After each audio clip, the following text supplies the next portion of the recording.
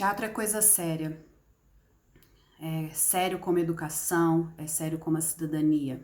Ela é uma das primeiras atrizes profissionais de Muzambinho, uma das fundadoras do grupo de teatro Boca de Cena nos anos 2000 e hoje uma grande advogada em Brasília, mas sempre carregando seu espírito de artista e de arteira.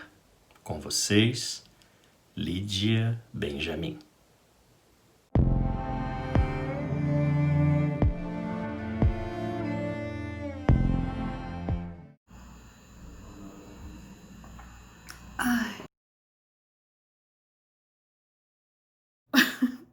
Quando a gente fez a estreia da Comédia dos Erros, foi...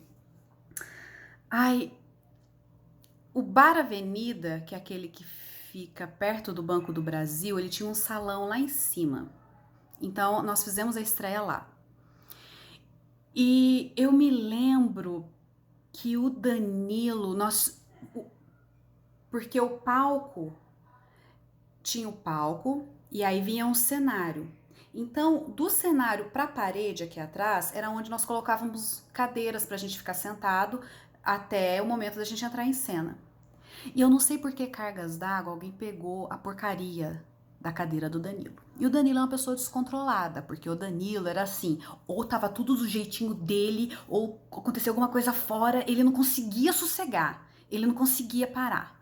E aí ele chegou depois da cena dele e falou: cadê minha cadeira? Minha cadeira não tá aqui. Cadê minha cadeira? Minha cadeira não tá aqui. E nós estávamos no ensaio pra estreia, então assim, a gente não podia fazer barulho lá embaixo, porque a gente já tava treinando pro público, né? Pro público não ouvir. Esse Fábio falou: o que que tá acontecendo? E nisso, no que tá acontecendo, o Danilo: a minha cadeira, pegaram a minha cadeira. Você quer cadeira? Estavam já as cadeiras do público. Ele começou a atacar as cadeiras todas no palco. E quem não tinha nada a ver foi, foi, foi a maior vítima, porque o Fábio, ele não é canhoto. Ele tava de frente pro palco. O Danilo, então, tava do lado esquerdo dele, a gente do lado direito. O Fábio não é canhoto. Ele não pegava daqui e jogava. Ele pegava da mão direita e jogava. Só que ele não jogava em diagonal. Ele jogava na frente. Quem apanhou? Eu, Robênia, cadeirada fincada na testa. E ele riu depois. E a gente não sabia se ria, porque a gente tava meio nervoso. Mas rolou. Quer cadeira? E aí virou um jargão, assim. Sempre que a gente falava muito na coxia, alguém gritava: quer cadeira? E aí todo mundo lembrava e logo o silêncio reinava. Eu, aos 17 anos, em Muzambinho, eu já estava no Boca de Cena. Nós fomos até Alfenas para fazer os testes no satélite, né? Então, desde os 17 eu sou atriz profissional e durante o longo da minha vida no teatro, que foi até por volta de 2012, eu fiz vários cursos de dança, expressão corporal, de voz, até domínio de palco, porque eu participei durante muitos festivais. Aí, fazendo uma pequena explicação, né, de 99 a 2005 eu fiquei no Boca de Cena, eu morei em Muzambinho e mesmo morando em Poços, onde eu iniciei a minha faculdade, eu ainda estava no grupo. E em 2005 eu me mudei para Brasília, onde estou até agora, e chegando aqui o amor do teatro ainda era muito forte e eu me convoquei a fazer parte de um grupo e fiquei até 2012. E esse grupo aqui de Brasília me proporcionou várias viagens na América Latina, participando de festivais, de encontros de teatro popular, aonde eu fazia esses cursos, porque as oficinas eram disponibilizadas. Desde muito nova eu sempre fui muito artista, muito teatral, muito falante, muito bem-humorada e dramática, né? Sempre, desde muito nova. Então eu já tenho uma viés artística bem acentuada. O teatro entrou na minha vida, eu devia ter uns 7, 8 anos, eu já morava em Muzambinho, na casa dos meus tios nessa época, e minha prima e eu fazíamos apresentações à noite para eles. Então estava sempre envolvida nessa vida artística, eu sempre gostei muito. Eu sempre fui muito boa imitadora, então eu me lembro quando eu estudava no liceu, que era ainda no Canaã, né? Eu acho que ele já saiu de lá. As pessoas sabiam que eu imitava a Ilka Tibiriçá, por exemplo, e eu era parada no corredor para ficar imitando a Ilka Tibiriçá. Então eu já era conhecida por essa extravagância. Quem são essas moçoilas? Se é que o senhor é desavergonhado o suficiente para me dizer. Quando o Fábio Anderson se mudou para Muzambinho, logo ele já ia fundar um grupo de teatro e estava fazendo uma seleção de atores para a Comédia dos Erros.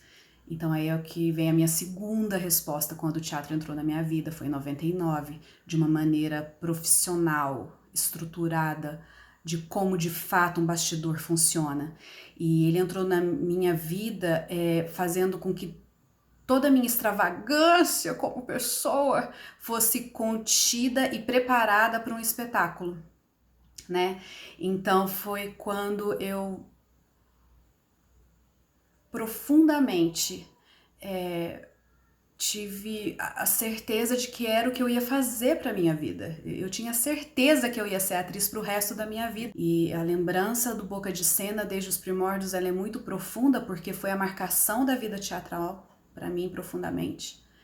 E ela já está há tantos anos na minha memória, 21 anos, e diariamente lembrada em pequenos atos, em pequenas coisas que eu faço.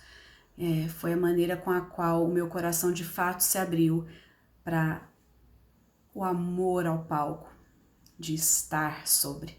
E isso ter nascido com Boca de Cena, com o Fábio e os meninos todos, fez de mim uma privilegiada. Eu sou da primeira era do Boca de Cena, eu sou ciumenta, todo mundo sabe disso, e eu tenho o maior orgulho de saber o quão grande ele ficou e o quão diversificado. A missão que se tem de um espetáculo, ela é uma missão que comporta tanto o lado artístico, o frenesi, como principalmente o lado de crítica. Qual é o seu comportamento sobre as coisas que você vê? Sobre as coisas erradas? Você vai rir? Você vai parar para pensar? Você vai se criticar? Então ela é um ponto fundamental para ouvir, para pensar, para refletir.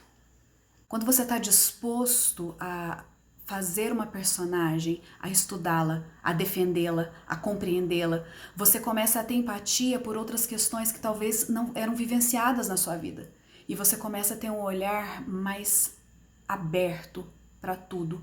Eu diria que o teatro, ele me melhorou como ser humano. Ai, meu Deus, a sensação de ter estado no Boca de Cena. Ai!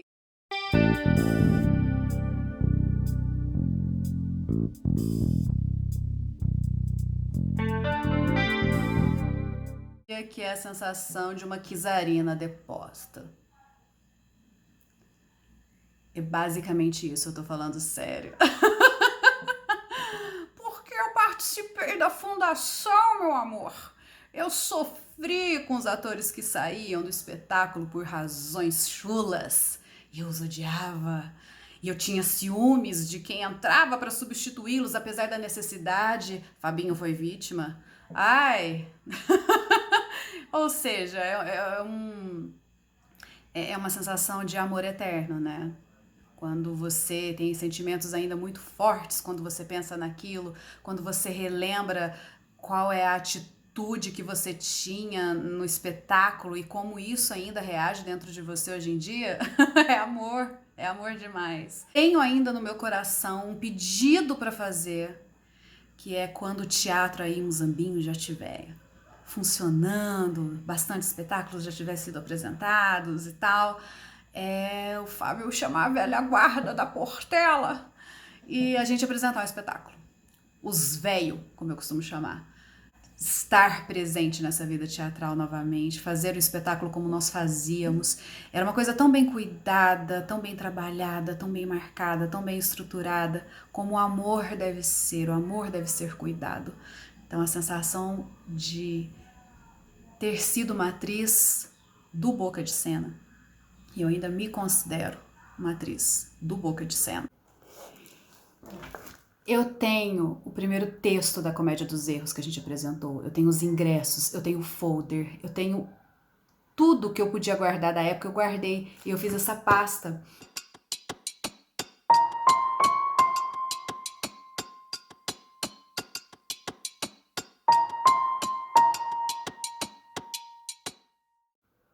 6 espetáculos. Um não concluído. Vou explicar. A primeira peça que eu fiz foi A Comédia dos Erros, de William Shakespeare. Eu era Adriana, mulher de um dos Antífolos. O segundo espetáculo que eu fiz foi uma substituição a Diana Cristina. O espetáculo Judas em Sábado de Aleluia. Eu era Chiquinha. O terceiro espetáculo que eu fiz foi Sonho de uma Noite de Verão. Né? Eu era a Hérmia. Eu queria ter feito Puck, mas o Silas era mais magro, eu acredito que por isso que ele foi escolhido.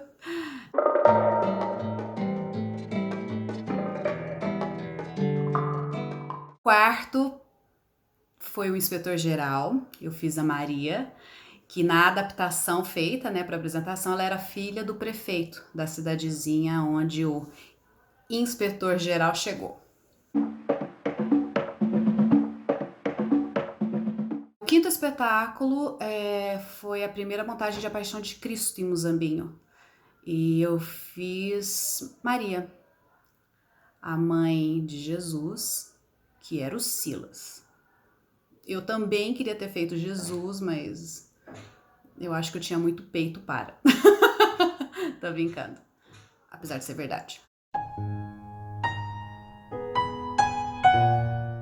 Sexto espetáculo, que foi o que a gente não concluiu, mas que iniciamos até os ensaios. É uma peça do Fábio, baseada num livro da Dorothy Parker, chamado Big Loiras e Outras Histórias. Ele pegou aquele livro, que é maravilhoso, que eu comprei, inclusive, por conta dessa peça, e li tudo, e aí eu vi realmente de onde vinha a inspiração. O espetáculo chamava Você Estava Ótimo, eu ia fazer a Ellie. A vantagem desse espetáculo é que o Fábio queria todo mundo ruivo de olho azul. Ai, eu me esqueci, são 7 espetáculos. Perdão, eu me esqueci. Teve também A Casa da Mãe Joana, que eu fazia o tatu.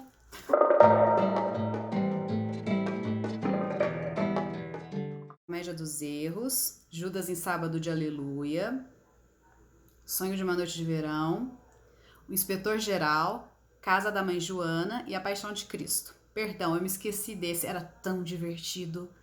No meio do espetáculo da Casa da Mãe Joana, a gente fazia propaganda. Aí tinha uma propaganda que eu amava, que era assim: sabão, sabão, sabão. Compre. E saía de cena. Atriz. Nossa, nós éramos um elenco muito talentoso. Era mesmo. Era um prazer assistir a cena dos nossos companheiros de trabalho. Eu me lembro que eu adorava ver a cortesã da Diana na Comédia dos Erros. Era muito prazeroso também ver a Robênia, principalmente no Inspetor-Geral, que ela estava muito engraçada. Então, assim, tinha a Kelly também, que fez com a gente, que fazia dramaticamente muito bem, porque ela fez a Comédia dos Erros e ela era a mãe dos gêmeos Antífolos. Ela perde os 2 filhos, vai para um convento, então ela encaixou muito bem na comédia a dramaticidade que era necessária. Então, cada uma tem seu ponto forte. Mas a Érica Evangelista, aquela danada, ela estabelecia uma conexão com as personagens que ela fazia de uma maneira tão rápida e tão engraçada. Era muito legal vê-la em cena, era muito prazeroso ver as nuances, as caras e bocas dela, assim. E olha que, no geral, eu não contracenava tanto com ela, mas eu me lembro de achá-la sempre muito esplêndida. Era um prazer muito grande vê-la. Eu gostava muito. Eu acho que ela tinha uma qualidade que com qualquer ator que ela trabalhasse, ela conseguiria ter essa conexão bem, bem forte, assim, bem empática.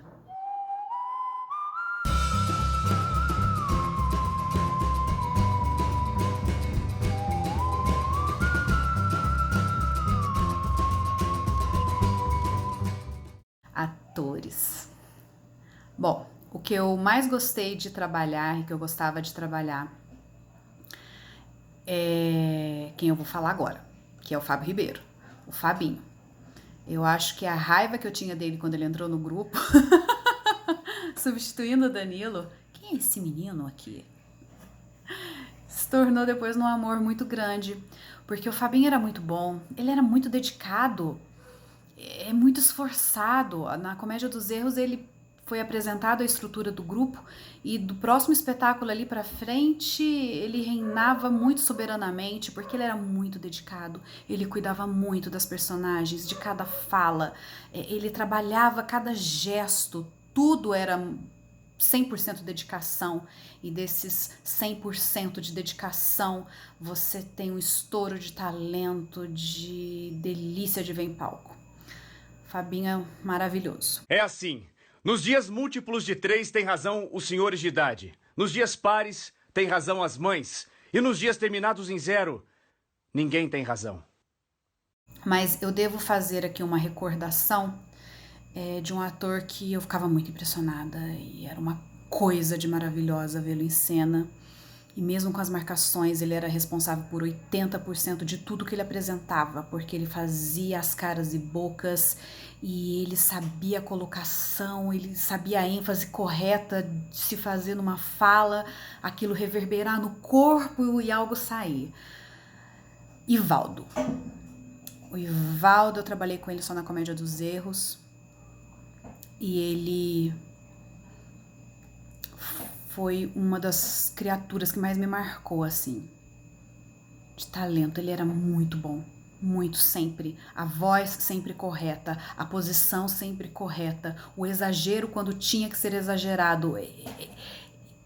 Fit. Ele cabia ali, precisamente. Raramente ele extrapolava ou faltava. Ele era muito fit. Ele era muito bom, o Ivaldo.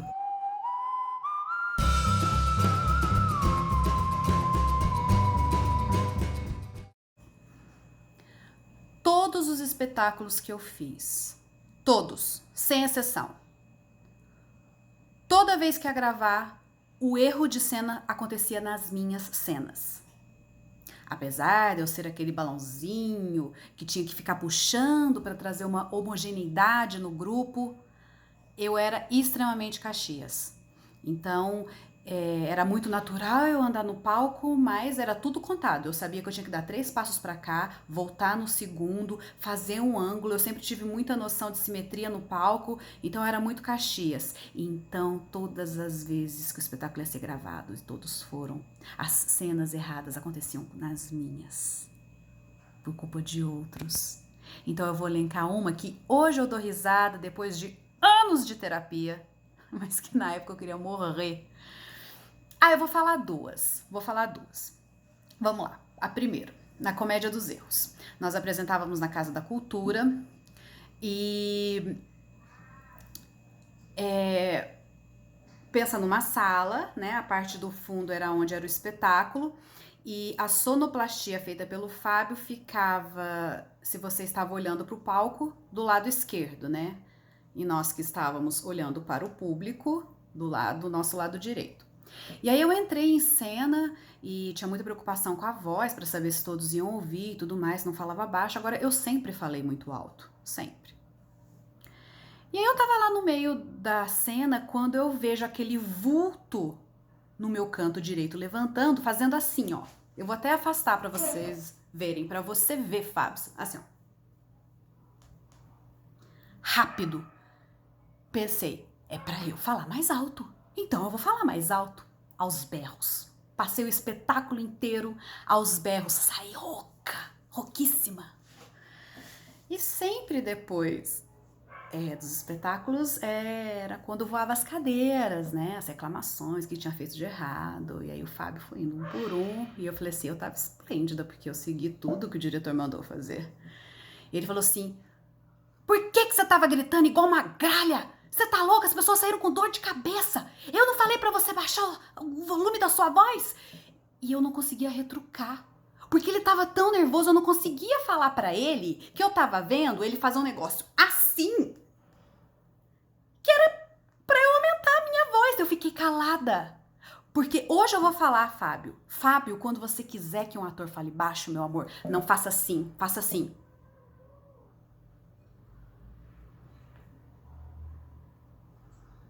Aí a pessoa entende. Assim, meu amigo, a gralha voa. Segundo erro de cena, que foi muito marcante também, o inspetor-geral. E aí, era no dia da gravação do inspetor-geral. O que aconteceu nesse dia? Nesse dia, o erro da cena foi na minha. Num determinado momento, a minha personagem vai seduzir o inspetor-geral. E ela seduz de uma maneira muito graciosa, que era dançando conga la conga. Então, rolava o conga la conga e dançava em cena e continuávamos. Bem na hora do conga la conga, estava sendo gravado. Quando eu fui começar a dançar, a música não veio. E eu apavorei. E eu falei, mas não precisa de música que eu até decorei. E comecei a dançar sem música, fazendo ruídos estranhos. E eu escuto uma gargalhada que durou até a cena final do Fábio. Uma hiena selvagem rindo loucamente até o final. Eu entrava em cena e ele começava a rir. Aquilo me deu ódio. Mas assim, foi muita terapia pra superar aquele trauma. Não conhecia ninguém aqui em Brasília. E eu ia a todos os espetáculos. E teve um determinado espetáculo que eu fui, que era de um grupo chamado Que Molière nos acate, carinhosamente, Acate. Então, depois que eu saí do Boca de Cena, eu fiquei durante 7 anos na Acate, e a trajetória teatral era bem diferente do que era no Boca de Cena, porque os espetáculos eram outros, a dinâmica de ensaio era outra, a maneira com a qual os ensaios aconteciam, a marcação de cena, como que você tinha que fazer, era uma outra forma, uma outra visão. Igualmente prazerosa, porque eu aprendi um outro lado, eu participei de muitos festivais, eu conheci mais de 5 países na América Latina participando de festivais de teatro popular, né? Entepola, Fiétipo, enfim, vários. E nesse contato com grupos do mundo inteiro que participavam desses encontros populares, você aprende muito. Tinha oficina, então assim, foi uma imersão muito boa, a gente ficava 1 mês viajando. Eu trabalhava o ano inteiro, as minhas férias eu tirava para participar do Entepola, que era em janeiro, sempre em janeiro, assim. Aí em janeiro vazava. Então era muito bom. E também uma questão que tinha muito aqui em Brasília, que era a leitura dramatizada de autores que nós apresentávamos em embaixadas, nas escolas de língua. Que eu tive uma vida muito rica nos 2 grupos em que eu participei. A gente cortava uma pontinha da cortina assim na altura dos olhos e ficava olhando para ver o público chegando, aí de repente estava lotado. Então a minha sensação era o seguinte, é a última vez que eu apresento porque eu não tenho condições de ter essa taquicardia toda vez. E aí quando acabava o espetáculo eu queria mais. Quando eu morava em Muzambinho, a gente já batalhava muito a questão de se ter um teatro municipal. Porque apresentávamos na Casa da Cultura, num salão, até na casa paroquial a gente chegou a apresentar, porque era sempre uma correria muito grande para ter um local confortável para o público, que desse para ter uma quantia X de cadeiras e um lugar que a gente pudesse apresentar, que tivesse uma mínima infraestrutura para a cidade. É uma realização para as crianças, para os jovens, para os adultos, para os senhorzinhos e senhorinhas, para todos aqueles que vão poder usufruir desse espaço. E também para os artistas, que vão poder agora ter uma casa para apresentar o seu espetáculo. Então, a notícia de que já está quase pronto, quase chegando, ela é uma notícia que anima a mim e que me faz querer muito, como já disse anteriormente, falar assim pro Fábio: reúne a velha guarda, vamos apresentar o espetáculo. Há batalhas que não precisarão mais ser lutadas. O espaço já existe. A consciência teatral já existe há anos, de todas as pessoas que sempre fizeram arte em Muzambinho, né? E agora você tem uma casa para te abrigar. Então é a dinâmica social e cultural que vai fortalecer cada vez mais, em decorrência de se ter agora um espaço para isso. Tudo isso que eu falei é tudo misturado, é como se fosse uma coisa só. Eu tentei dividir para ficar claro e eu espero que tenha alcançado esse objetivo. Se não alcançou, retorne aí alguns minutos e reveja a resposta.